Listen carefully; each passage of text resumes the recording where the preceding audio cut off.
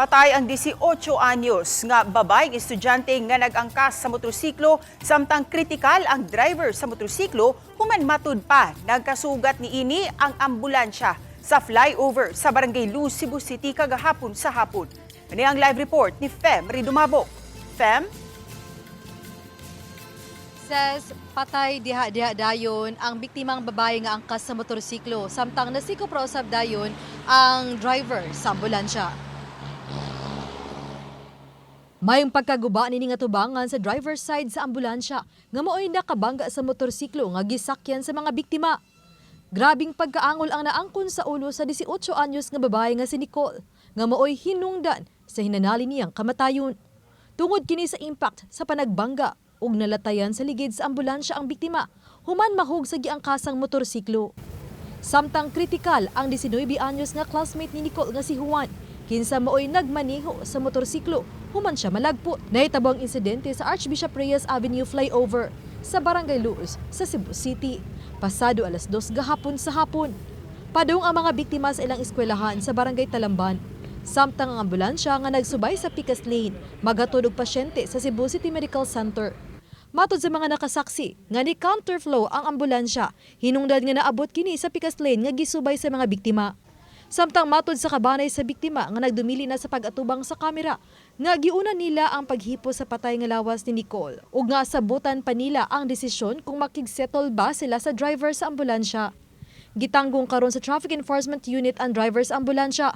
Gisuwayan pa sa Balitang Bistak ang pagkuha sab sa iyang habig. Sa post sa BFP sa Cebu City, nipahimangno sila sa tanang mga emergency vehicle drivers nga likayan ang pag-counterflow. Apan kung gikinahanglan man gyud nga mag-counterflow, himuon kini with extreme caution.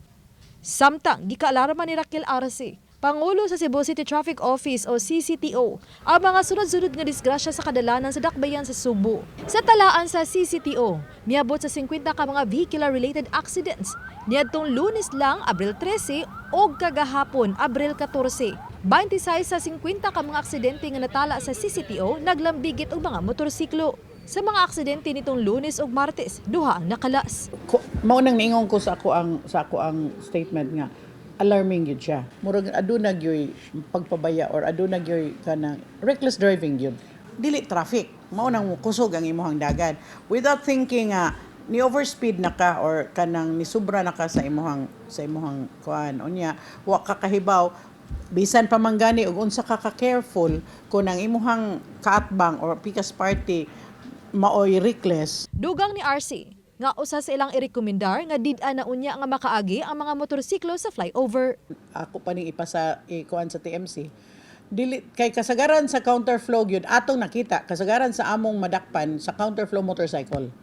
So kanilang nahitabo sa kining hitabo lang gyud sa ambulance nga ambulance ang ni counterflow. Pero kasagaran gyud motorcycle kay kana bang makikita sa hawan niya mo kuan ba nga inuntang i-propose pero subject for discussion pa ni depende sa TMC nga ang motorcycles dili na to i-allow sa skywalks o sa flyovers.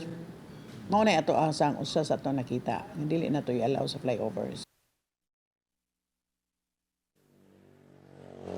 Says padayon ang dugang pakisusi sa kapulisan sa Cebu City Police Office kalabot sa maong hitabo. Samtang nagpaabot usab sila sa desisyon sa pamilya sa mga biktima kung mupasaka ba og kaso alang usab na kini sa kasong reckless driving resulting to homicide and damage to property. Says, Dagang salamat, Fem Ridumabok.